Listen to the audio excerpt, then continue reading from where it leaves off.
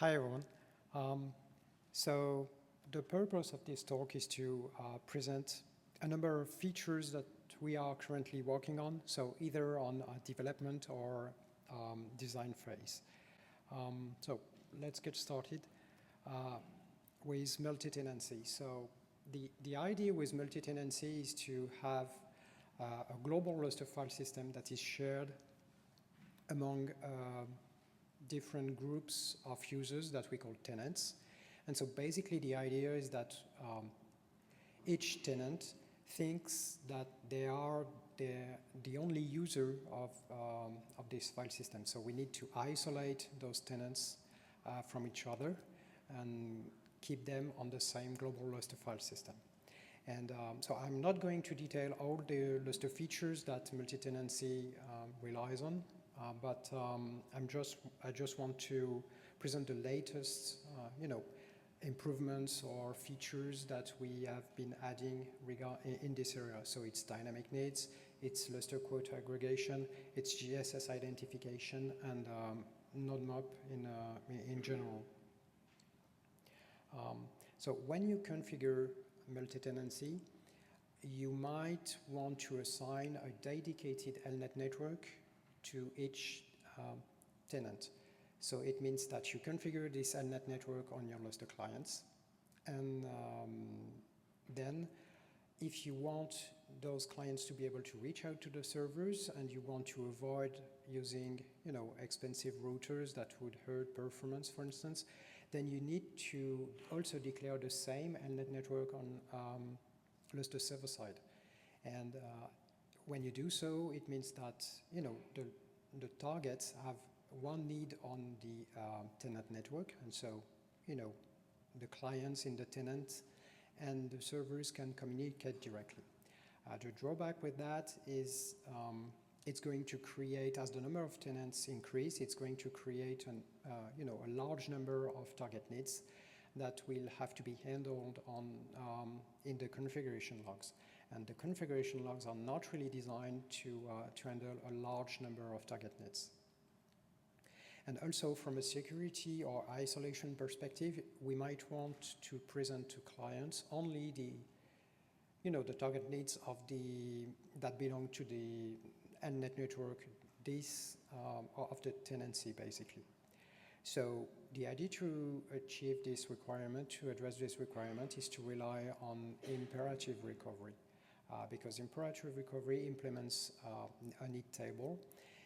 But for this to work, the need table has to be reliable, scalable, and consistent as well. So here is how it works. Basically, when a new LNet network is configured on the Lustre server side, there is a register or notify request that is sent to the MGS to inform the MGS that there is a new target need for this target. And basically the MGS will update the need table, and then the MGS sends an imperative recovery update request to all the clients so that the clients know they need to connect to the MGS, fetch the need table, read this need table, and fetch the target needs. And at that point, the clients have the correct target needs to establish the new connection. So it's either the OSC or MDC connection that is using these new target needs. In the context of multi-tenancy, of course, we want to isolate the tenants from each other. So it means that we need to make sure that each tenant is only using its inode and space, allocation, and doesn't overflow and doesn't abuse the global resources that are shared among all the tenants. So of course, the Lustre administrators want to set quotas on UIDs, groups, project IDs, to make sure that each tenant has its own quota. And at the same time, with multi-tenancy, we have the notion of what we call local admins, or you can see them as power users. They are basically part of the tenancy and are responsible for managing the groups, the users, the projects as well inside the tenancy. And as part of their job, they might want to also set quota limits on users, groups, and projects. And so to support both, we introduced the concept of Lustre Quota Aggregation, or LQA in short. LQA allows to aggregate and limit usage across multiple IDs. You can have as many LQAs as you want on a single file system. An LQA is basically made of one or several non-overlapping ID ranges, and on those ID ranges you can define quotas. So it can be user IDs, group IDs, or project IDs. And this is how we allow local admins to define quotas locally for the tenant and still ensuring that the tenants do not abuse their quota globally for the shared file system. In the context of multi-tenancy, when new tenants are added, they are assigned clients, Lustre clients, of course. So it means that for each tenant, we have a corresponding node map definition, and this node map definition traditionally includes the client need ranges. And so when you redistribute the clients across different tenants, because you are adding new tenants or you are removing old tenants, then it means that you have to update those node map definitions. And if you update the node map definitions too often, if you change the the perimeter of the tenants too often, it can be cumbersome and difficult to manage from the Lustre admin perspective. So we came with the idea to use GSS identification to ease multi-tenancy implementation and make it more flexible. So the idea is that when a new tenant is created, of course, we know what are the clients, the Lustre clients that are associated with this tenant. And so at this point, you can install the shared key or the Kerberos principal inside the clients, and they will authenticate to the servers using this authentication token. And on Lustre server side, we can say that all the clients that are using a given credential, so either a shared key or Kerberos principal, are automatically considered part of this tenant. No matter the network identifiers they would use, as soon as they use the corresponding shared key or Kerberos principal, they are considered part of the tenant. And so it completely eliminates the need to declare the need ranges inside the node map definitions. And so when you redistribute your clients across different tenants, you do not have any node map update to do anymore. It's just the GSS token that let the server consider what is the tenant that corresponds to these clients. So it makes the node map implementation much more flexible and scalable as well. In the area of multi-tenancy, we also made a number of improvements for the node map specifically. So for instance, there is the notion of file set for node map. So the file set is basically a directory that the clients are restricted to. And initially, there was only one file set per node map, and it was too restrictive. So we added the ability to specify alternate file sets. So these are file sets that the clients need to ask for explicitly, and we can also enforce read-only on those file sets. We also introduced the concept of dynamic node maps. So it's in-memory only node maps made for ephemeral use. Another interesting feature, and it's not only used in the context of multi-tenancy, but we are now able to tag the OST objects with the parent feed and also the UID, GID, and project ID information. So it's useful when we are running LFSCK, but also in the context of multi-tenancy, it allows to make sure that the clients that are accessing an OST object are within the correct ID range compared to the tenant they belong to. And another capability, another property that is worth mentioning is the addition of capability mask directly at the node map level. So historically, we have been able to specify a capability mask, but globally at the on Lustre server side, and it's it's valid for it's set on a per MDT basis, and with the node map property, it allows to define a different behavior depending on which node map the client belongs to. Okay, a few words about erasure coding. There's a whole presentation about that later. Just to mention that erasure coding allows to provide data redundancy without the extra cost of doing plain mirrors.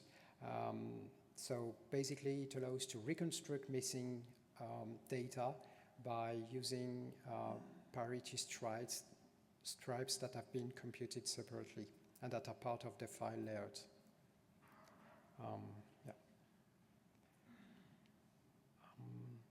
So fault-tolerant MGS is an interesting feature because the MGS is very central in a Lustre file system. It holds the Lustre configuration logs, and it's required to have access to that service when clients are mounting, but also when we are running imperative recovery, and so in order to speed up the recovery process. So if we are able to make the MGS fault-tolerant, it means that we will improve availability in order to protect against the one missing MGS service.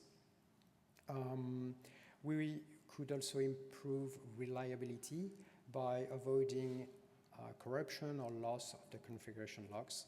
And we could also improve scalability. And it's important, for instance, when you are trying to mount a Lustre file system from many different clients in parallel in very large clusters.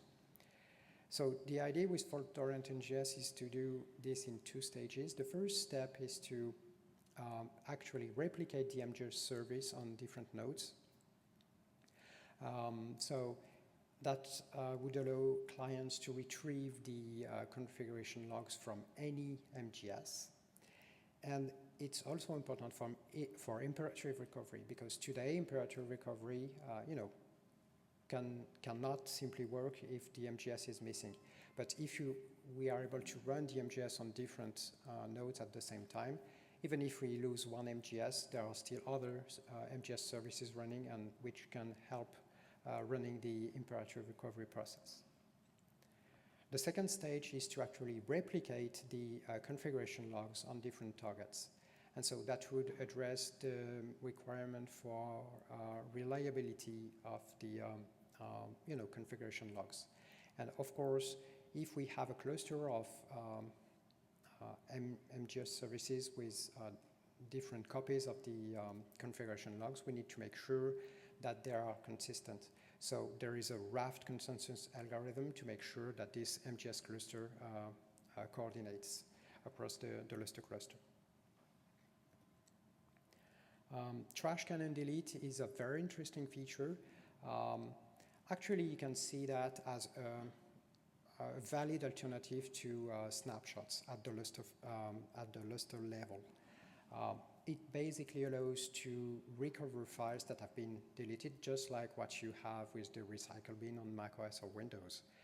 And the way it's implemented in Lustre doesn't require any specific tool. Basically, when trash can and delete is activated, every file that is removed with the normal Unix tools is actually renamed and moved to a trash directory instead of being removed permanently. When a file is moved to the trash can, its usage is removed from TF and quota accounting. So from a user perspective, it feels like they are freeing space. So it's convenient for the users, and they also can, browse the .trash virtual directory to see their files that are in the trash. And again, it can be done with normal Unix tools. There is no requirement to use specific LFS commands, for instance. And users can list the files sitting in the trash. They can decide to permanently delete some files. They can decide to recover other files.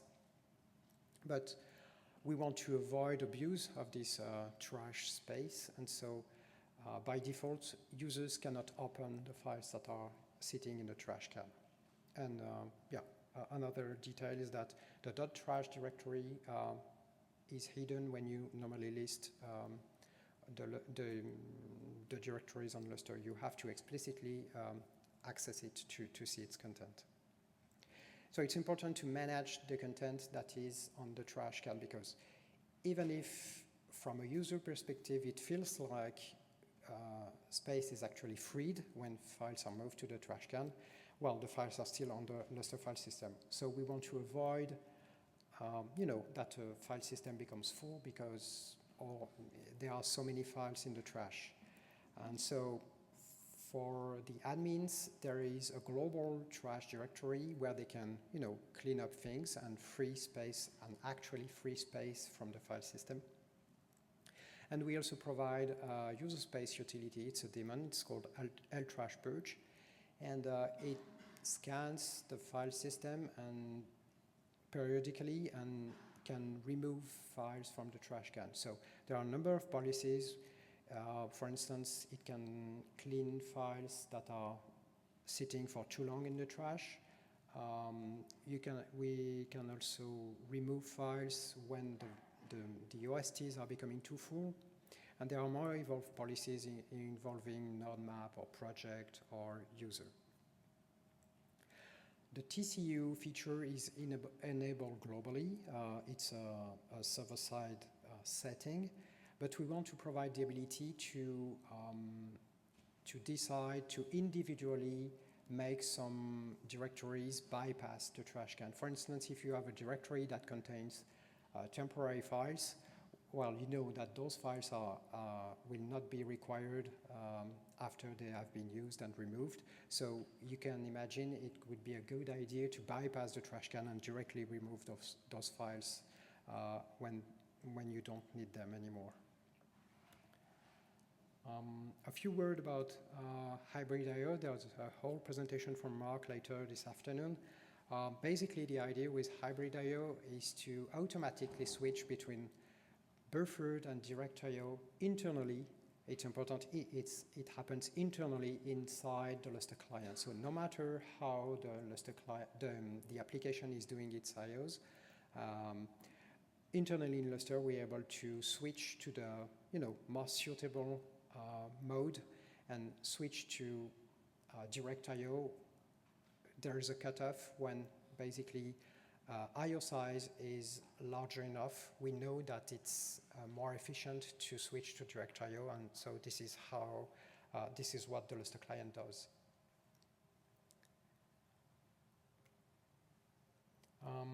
Metadata wrapback cache is an important feature we want to work on. Metadata intensive workloads can hit a number of bottlenecks, and there are multiple reasons for that. That can be because of namespace synchronizations. We can also suffer from lock contention on directories, basically if two different clients want to access the same directory content. There's also the problem of transaction serialization. If you have an MKDir and then a touch of a file inside this directory, obviously you need to do the MKDir first. And of course, there is the RPC overheads. And in Lustre, we've been using caching a lot for data, but not that much for metadata information. Actually, the only occasion where we cache metadata information is when we read an inode, when we stat a file, and we are caching some attributes. But even if we open a file, it goes through the MDS. So the idea with metadata read by cache is when a client initially creates a directory and takes a lock on this directory, then any subsequent metadata operation happening in this directory is going to be carried out directly in the client memory. So for the vast majority of workflows that do not involve, multiple threads running on multiple clients, that would be a massive gain in performance.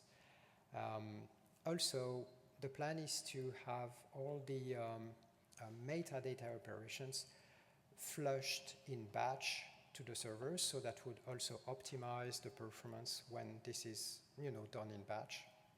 Because initially everything happens in the client memory, and so there is no round trip RPCs to the servers to carry out every single metadata operation. And of course, we are still using the Lustre distributed log manager, and so it means that those directories are still accessible by concurrent clients.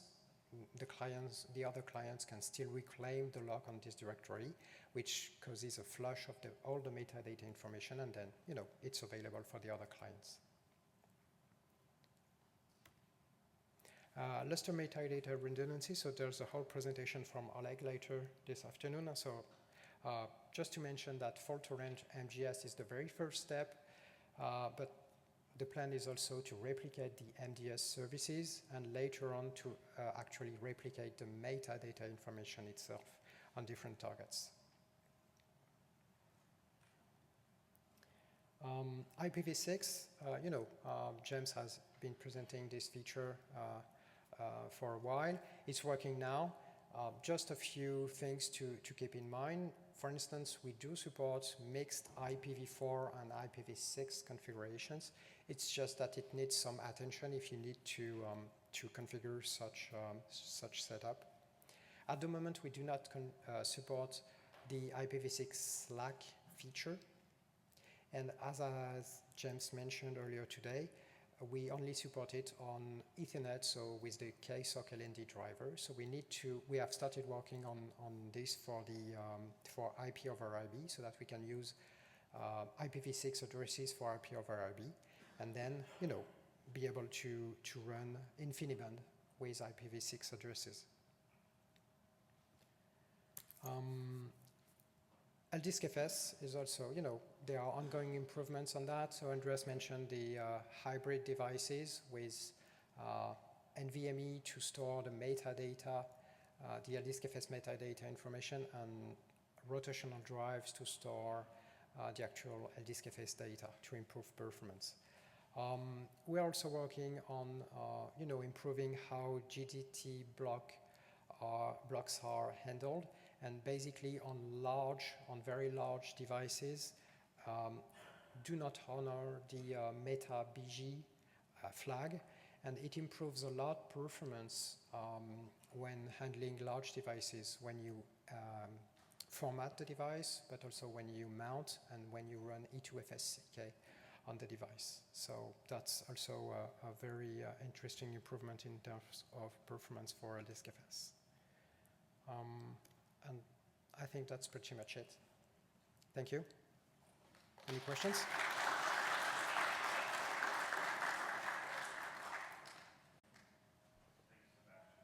Sure.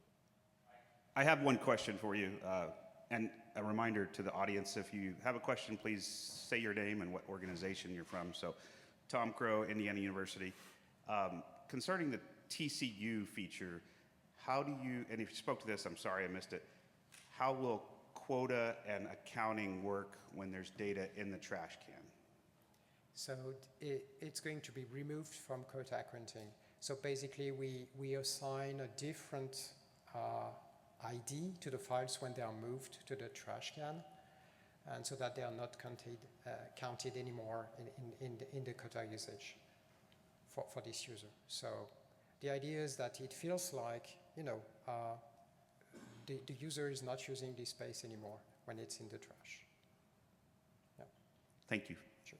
But we also have an option to retain the quota in JSON computer. So So implementation also includes a off by default option to retain the quota for the user, if you suspect somebody's going to abuse this, or like circumstances happen, and so we wanted to come prepared. And of course, admins can always decide to display, the actual quota, and it's the same for the DF.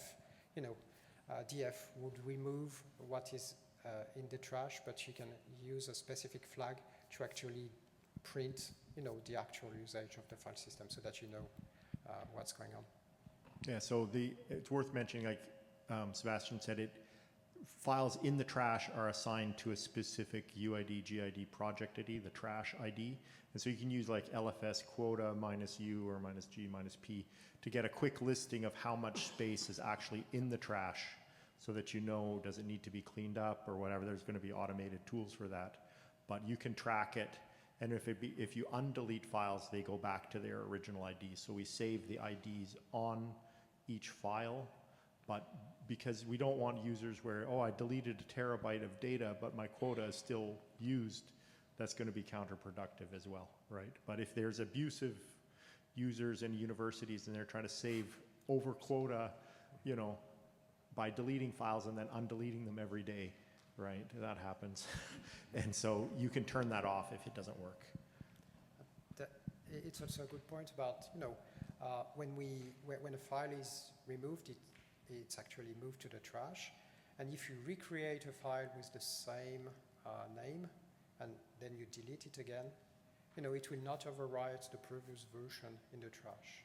So we will, append a suffix to the file names in the trash, so that you can pretty much have a history of the files that you have been deleting. So, and you can decide to recover either the oldest version or the newest. Hey, Sebastien, Corey Spitz with NetApp. You mentioned delayed allocation on like your last slide there. I was wondering, what impact does that have on acknowledging client rights and RPCs and replay recovery? Thanks. I don't know. Honestly, I don't know. Yeah, I'll get back to you with the with the answer to that.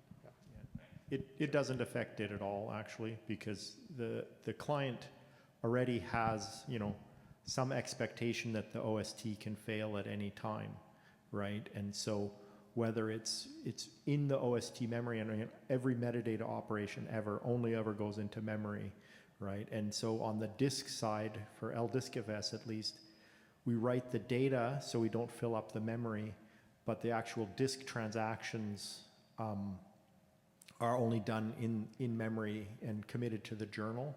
So there can still be today a window between the data is on disk, but you can't actually access it anymore.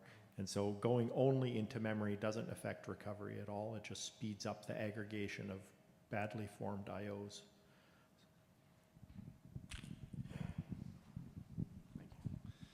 Ellis Wilson, Microsoft. I think I heard you say that the ID changes when it goes into the trash can? Like the FID itself will change. Is that right? Not sure why we would change the FID. Oh no, that's good. I was concerned like PCC and HSM, and it could be like a lot of like bad interplay if the FID was changing when it went there. So okay, that's great. I misheard. Yeah. Thank you. We keep that. Megan Larco of Translucent. I have a question about the dynamic NIDs.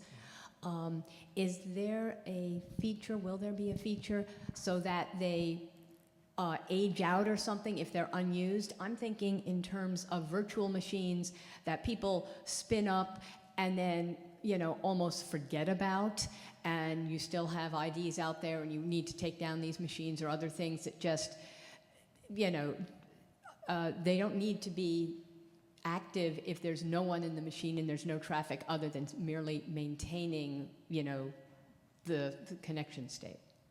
Yeah, that's a good point. I mean, currently when we add new LNet networks on server side, of course they are taken into account and it updates the NID table. I'm not sure about the other way around, you know, yeah, without restarting the servers. I'm not sure. And also, it's important to realize what I presented about dynamic needs, it's what we could call the V1. So basically, it's meant for clients to be able to connect to servers with new with new needs. A second stage would be to actually have the same let's say on the server side, so that, you know, when we add new targets, they are automatically taken into account as part of the Lustre file system, you know, as new targets for an existing file system. But it's going to be a second stage of this development. So one of the things I talked to Amir when we did the earlier implementation was to add blacklist. Because like for our systems, we have InfiniBand. Some of them are for SRP logins, and some of them are for LNet. So we didn't want all our InfiniBand being brought up on LNet because it would trash our SRP logins. So you mean you have basically like server-side only networks that you do not want to export to the clients? No, there's some allocation. We allocated certain interfaces, network interfaces, for specific purposes besides LNet on the same. Okay. So, yeah.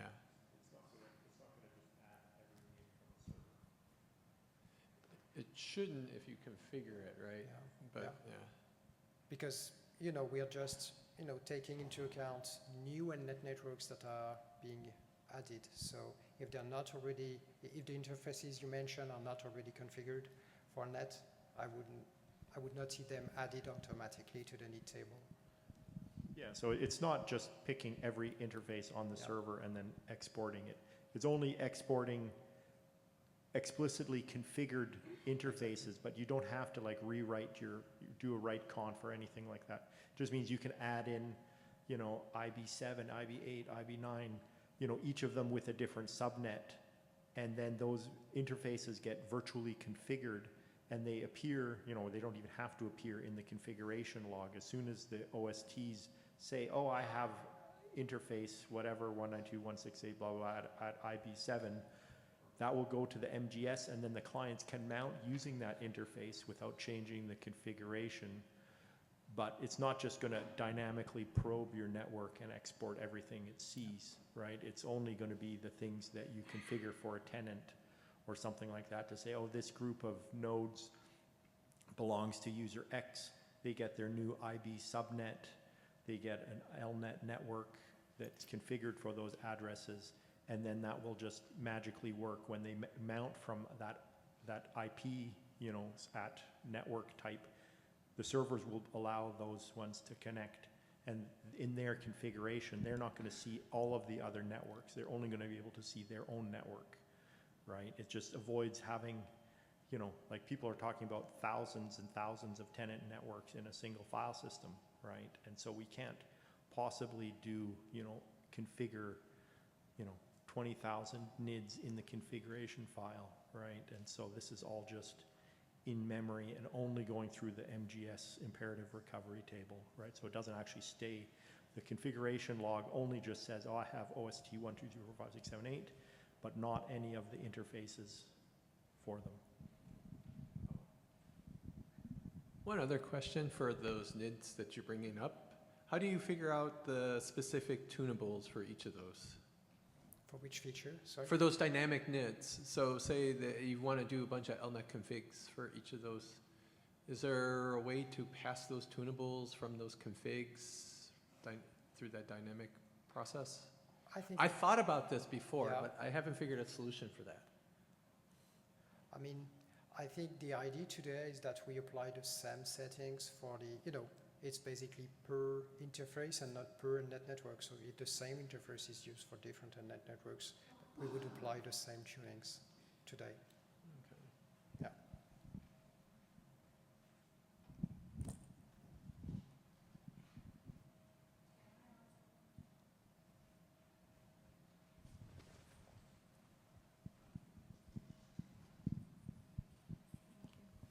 So for this multi-tenancy or dynamic NIDs, is there a way that for a client, we can just specify a particular NID to mount with? Like if there is a node with multiple NIDs configured, I want one specific client to be restricted to a particular NID and Yeah. not be able to use other. There is already a -O network client mount option that you can use to specify. So, it's independent from the LNet network that is used to reach out to the MGS. It's, this option would basically force the client to use this specific LNet network to connect to all the targets. So we already have that, yes. So basically, you can have multiple networks configured on your client, and at mount time, you can decide this mount point is going to use this LNet network, and this other mount point can use a different LNet network. So, and by doing so, they are considered part of a different tenant. So we can restrict the network, but not to a specific NID, or we can restrict the NID as well. Well, I mean, on a client, you can only have, correct me if I'm wrong, but you can only have one need per LNet network. On client side, you cannot have, multiple needs on the same LNet network. So basically, it answers your question. Thank you.